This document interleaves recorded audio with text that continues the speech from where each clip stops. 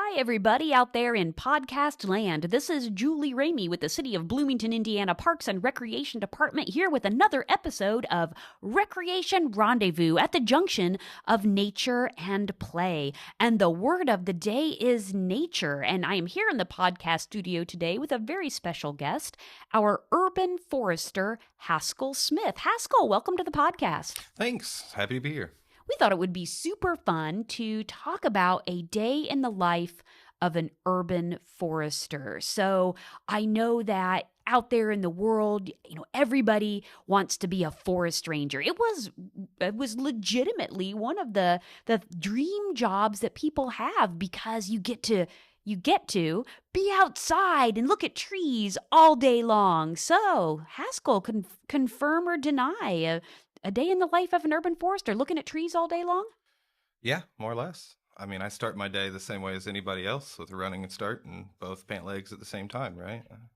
And a cup of coffee. So I see we're both all geared up in the podcast studio this morning with coffee. I'm hot coffee. I see you're iced coffee. We'll debate about that later. But an urban forester is responsible for the health and well-being of trees on public property here in the city of Bloomington, Indiana. So tell us about your background and about your crew, because you're not exactly a one-man show here in Bloomington. Yeah, no, I have a lot of support staff. I've been with the city since 2014. Started as a temporary employee, digging holes and planting trees. That's really how I got my start, and I hung around and got every certification that I could, and just kept studying and sticking to it more or less. And then, you know how the old saying goes, if you stay around long enough, they'll give you an award. So I just got the promotions. And then my crew, again, some of those guys have been around for a few years now. One's got a background, I think he's at like 18 years in tree work, like 6 with us, 13 with a private company. Our labor moved up from our natural resources trail crew. And so, yeah, they're one just got his certified arborist last year, I believe, and CDL, and I think he's looking at tree risk assessment next. So tree risk assessment, certified arborist, all of this education and information, because there's a lot more to urban forestry than just planting a tree, as you said, digging a hole and putting a tree in the ground. Why certified arborist, and what on earth is a tree risk assessment? So, a certified arborist is just a fancy way of saying that you intelligently know how to work on a tree for the tree's best interest. And for an illustration of that, you can probably go to YouTube and Google felling a tree and get all kinds of great examples of what not to do. Yes. Yeah, lots of great examples of what not to do and bad management practices. So it's a good way of just giving us all the best tools to do the best work for the trees, for the longevity of the trees, so we can get their benefits over the long term. When we're talking about long-term benefits, and we do have to circle back to tree risk, trees provide so many benefits in an urban environment. So shade, and just because we're recording this podcast in July and it is super wicked hot, and where does everybody go to park? Well, they look for a tree, right? So shade, so we're cooling. They're filtering the air. There's habitat, right, for wildlife. So anybody who's chased a squirrel across the IU campus knows that it's habitat for wildlife, birds of all kinds. So many benefits to an urban forest, and that's why it's so crucial that they're managed for, like you said, for longevity. So tree risk, because what goes up, right, Must come down. So tell us about tree risk. So tree risk, it's again very similar to the certified arborist, where it's a system based on so many years of science about how a tree will fail, and looking for those defects that cause issues, and then it's a very expounded upon niche, in depth look into that. It's something I've got to retake every 5 years. It's not something I just have once. and that's it. I can't get continuing education credits to just keep it going. I have to retake the test every 5 years. And we were talking before we started recording about your former boss and my former colleague, Lee Huss, who was the urban forester here in Bloomington for decades, and his favorite saying that the best time to remove a tree is the day before it falls. So, how realistic is that? Unfortunately, it's the truth sometimes, and sometimes we're a day late, especially with some of the weather we've had the past few years. Uh, a lot of it comes down to resource management, and I while I have an inventory and can see everything, it's a snapshot in time. I can't look at all of our trees in a year, in 2 years. Um, so I do rely a lot on the public. Hey, this tree's dead. Okay, I got to go look at this. Um,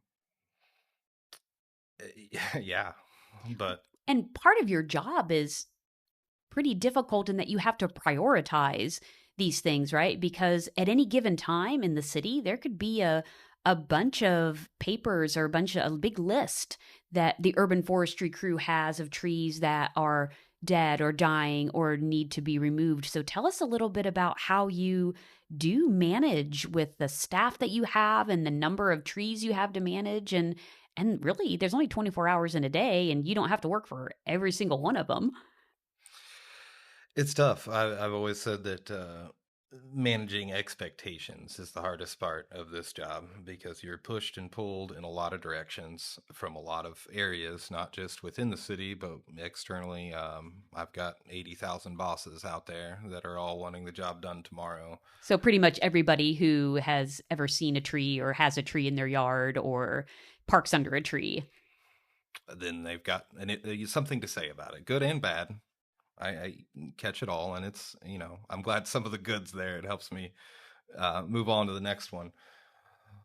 But it takes a lot. I mean, you have to go look at everything. You can't just sit behind a computer and like, well, that tree looks good from the 2022 aerial screenshot. So you got to get out and look at these things and unfortunately make some people unhappy.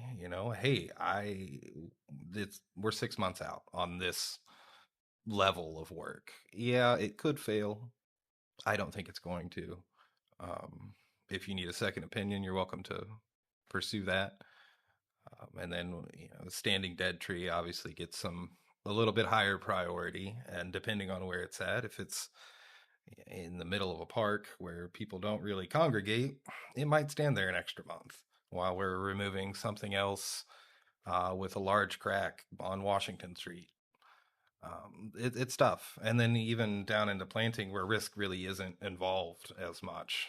Um, Downtown, that's always, hey, we need to get trees downtown for shade and for all those other things that trees are so good at. But yeah, there's priority in everything we do.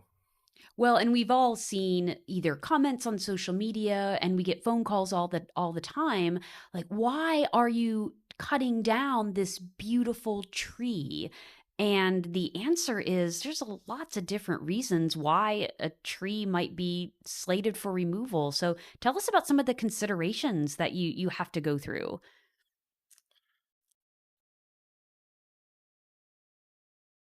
So it's not always my fault that the tree is coming down. I just want to get that out there. Um, Development is definitely one that stays at the top of my list. Unfortunately, times change, things change. An old sugar maple in a 4 foot right of way that has caused nothing but destruction to the infrastructure around it, underground, above ground. It's 40 years old. It's exhibiting signs of decline. Like, it's time. Let's get something new in there that's appropriate for the space during the redevelopment. And, so it can be somebody else's problem in 40 years, hopefully. Well, and there's things that management decisions that people make about their own trees that can impact their health and longevity. One of them is topping trees, and that's going in and just cutting off all the top branches because then there's this huge flush of growth and they look like they're thriving. But correct me if I'm wrong, Haskell, but that's one of the worst possible things you can do to a street tree. It's up there. There's a long list of bad things to do to trees. Uh, yeah, so topping is an unscientific way of pruning a tree. You just go through and you shape it into a round object at all willy nilly, more or less. Not a better explanation. I'm sure there's a better definition out there. Um, but so you've removed the apical dominance of the tree. That's where the tree wants to grow from the tips, right? So you're pushing all the energy back down to where it wants to grow off side shoots or epicormic sprouts. So it flushes all that energy to that, and it makes all these new shoots around where you cut the ring of tree growth. And so all those are very weakly connected. And so in 15 years, when those all get, even 5 years, those all grow a little bigger and they get that extra weight, and we get a 40-mile-an-hour wind, which is becoming more and more common, those trees fail. And that's, yeah, as soon as you top a tree, it's not a matter if, it's when it's going to be an issue. And driving on the roots, driving your car into the yard and parking under the tree for the shade is really bad for the tree. Yeah, I mean, soil compaction obviously will choke the roots out. Roots need two things, air and water. And so they stay within more or less the top 20 inches. So if you got a real nice oak in your backyard where you wash your car, maybe you should find a different place to wash your car, and maybe think about mulching that one to break up that soil. There have been, and you've alluded to, some storm events just in the past couple of years. So in the terrible occurrence of a tornado, straight line winds, then the urban forestry team, your crew, your attention has to shift to cleanup, to mitigation. In the next 30 seconds, Haskell, tell us about what happens with the urban forestry crew when there's a big storm in Bloomington. So we do have a process, a storm response plan. The 30 seconds isn't long enough. So we have a storm response plan. We have, generally, when we see something like this coming in, we'll put some folks on call. So as soon as it's over, if it's still daylight, I don't like to have people out after night running chainsaws. And the power lines aren't wrapped in it. We can be out there clearing streets, sidewalks, and there's a priority list. We have certain streets that we're going to look at first to remove so EMS can get to where they need to go.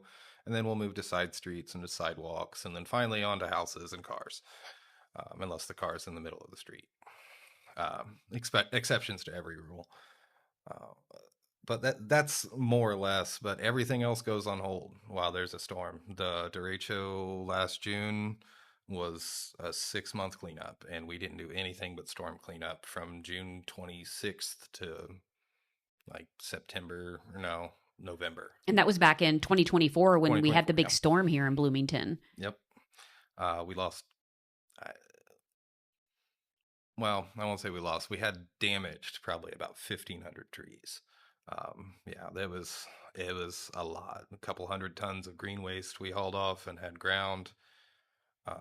Hired outside contractors, got help from Columbus. It was a mess. It was a lot of long days, and not how we wanted to spend our summer and fall. If someone has a question, comment, anything about a tree in the urban forest, especially on public land right away, including, is this my tree or is this a tree on public land? What's the best way for people out there in podcast land to ask questions? Shoot me an email. It's Smith with 2 H's, SMITHH @bloomington.in.gov. I get about 5,000 emails a year. It might take me a few days to get back to you, but I will. So there are so many ways that we want to hear from you about, or people in Bloomington, about trees, questions about trees, problems with trees, and find out more about trees on our public places. And you can do that online as well at bloomington.in.gov/treecare, where there is also a software program that you can see has mapped all of our public trees, and it's a software called Tree Keeper.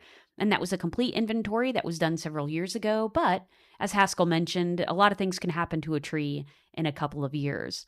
So you can visit bloomington.in.gov/treecare, or you can contact Haskell Smith directly via email at smithh@bloomington.in.gov. Haskell, thank you so much for being in the podcast studio with us today. We have a lot to talk about as far as trees go, so I hope to talk with you again soon. Thank you. I'll hear the good stories too. It doesn't need to all be problems. I mean, if somebody wants to reach out with good news, I'm happy with that too. Noted.